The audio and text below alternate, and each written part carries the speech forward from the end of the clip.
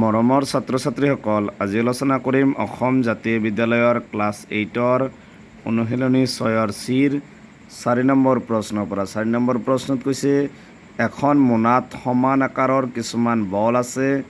ইয়াৰে 6টা বগা, 5টা হালধীয়া আৰু বাকী 8টা সেউজীয়া ৰঙৰ। মোনাখনৰ পৰা এটা বল যাদৃচ্ছিকভাৱে উলিয়াই আনিলে বলটো 1 নম্বৰ দিছে বগা হোৱাৰ সম্ভাৱিতা, 2 নম্বৰ দিছে হালধীয়া নোহোৱাৰ সম্ভাৱিতা। দিয়া আছে বগা বলৰ সংখ্যা 6টা, হালধীয়া বলৰ সংখ্যা 5টা, সেউজীয়া ৰঙৰ বলৰ সংখ্যা কেইটা 8টা। চাবা মুঠ বলৰ সংখ্যা কেইটা হ'ব? 11, 11 8 19টা। মানে মুঠ বল হ'ল কেইটা? 19টা। এতেকে 1 নম্বৰ দিছে বগা হোৱাৰ সম্ভাৱিতা। চাবা বগা কেইটা আছিল? বগা আছিল 6টা আৰু হতাই সম্ভাৱিতাত মনত ৰাখিবা মুঠ যেটো সেইটো হতাই তলত বহিব। মুঠ বলৰ সংখ্যা কেইটা? 6টা। বগা কেইটা? 6টা। গতিকে ওপৰত 6 হ'ব, তলত 19 হ'ব। এতিয়া হালধীয়া নোহোৱা বুলি কৈছে। চাবা হালধীয়া আছে 5টা, হালধীয়া নোহোৱা মানে বাকী কেইটা হালধীয়া। 6 8 কিমান হ'ব? 14। মানে ওপৰত হ'ব 14, তলত হ'ব 19। তলত সদায় মুঠটো লিখিবা। এইটো হৈছে আমাৰ 4 নম্বৰটোৰ এনচাৰ। 5 নম্বৰটোত কৈছে 20খন সমান জোখৰ কাৰ্ডৰ এটা পিঠিত ক্ৰমে 1ৰ পৰা 20লৈ সংখ্যাবোৰ লিখি লোৱা হ'ল। কাৰ্ডবোৰ সানমিহলি কৰি লৈ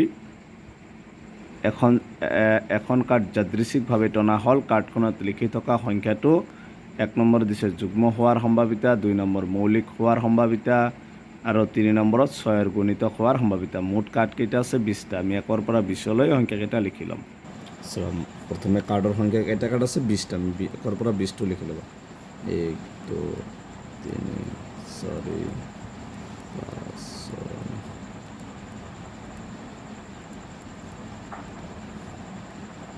11 12 17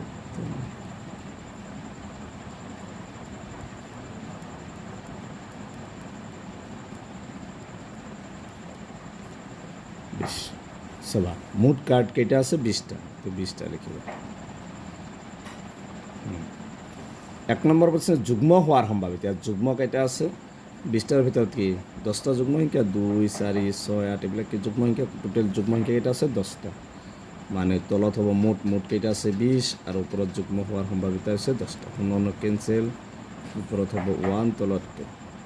তাৰপিছত মৌলিক হোৱাৰ সম্ভাৱিতা। তো মৌলিক কোনকেইটা আছে? 2 3 2টা, 3টা 4টা, 5টা 6টা, 7টা 8টা। মৌলিক কেইটা আছে? 8টা। গতিকে তলত দিবা 20, ওপৰত 8। 4 2 গুণ 8, 4 5 গুণ 20, ওপৰত হ'ব 2, তলত হ'ব 5। তাৰপিছত আছে 6ৰ গুণিতক। 6ৰ গুণিতক মানে 6 1 গুণ 6 এটা, 6 12 2টা, 18 3টা। মানে কিমান হ'ব? 6ৰ গুণিতক ওপৰত 3, তলত কিমান হ'ব? 20। এইটো হৈছে 5ৰ 3 নম্বৰটোৰ এনচাৰ। 6 নম্বৰ প্ৰশ্ন কৈছে এটা লুডুগুটি এবাৰ দলোৱা হ'ল। ওপৰৰ পিঠিত পোৱা সংখ্যাটো চাবা। 1 নম্বৰ হৈছে যুগ্ম হোৱাৰ সম্ভাৱিতা, অযুগ্ম হোৱাৰ, 4তকৈ ডাঙৰ হোৱাৰ আৰু 5ৰ গুণিতক হোৱাৰ, 3তকৈ ডাঙৰ নোহোৱাৰ, 3 বা 5 হোৱাৰ সম্ভাৱিতা। চাবা এটা লুডুগুটি এবাৰ দলোৱা হ'ল, ইয়াৰ পিঠিত পোৱা সংখ্যাকেইটা। আমি জানো যে এটা লুডুগুটিত থকা সংখ্যাবোৰ কি কি? 1 আছে 1ৰ পৰা কিমানলৈকে? 6লৈকে। 2 3 4 5 6। গতিকে 1ৰ পৰা সংখ্যা কেইটা আছে লুডুগুটিত? 6টা। 1 নম্বৰত হৈছে যুগ্ম হোৱাৰ সম্ভাৱিতা। চাবা এটা মুঠ লুডুগুটিৰ সংখ্যা কেইটা? 6টা। গতিকে প্ৰথম তলত লিখিবা সদায় মুঠ যুগ্ম হোৱাৰ সম্ভাৱিতা। যুগ্ম কেইটা আছে? 1 2টা 3টা। 3 দি 3 একবাৰ, 3 দি 6 2বাৰ, ওপৰত হ'ব 1, তলত 2। তাৰপিছত অযুগ্ম হোৱাৰ সম্ভাৱিতা। তলত আছে মুঠ কেইটা? 6টা। অযুগ্ম কেইটা আছে? অযুগ্ম আছে 3টা। 1 2 3। যুগ্ম 3টা, অযুগ্ম 3 দি 3 একবাৰ, 3 দি 6 2বাৰ, ওপৰত 1, তলত 2। তাৰপিছত 4তকৈ ডাঙৰ। চাবা 4তকৈ ডাঙৰ ইয়াত কেইটা আছে?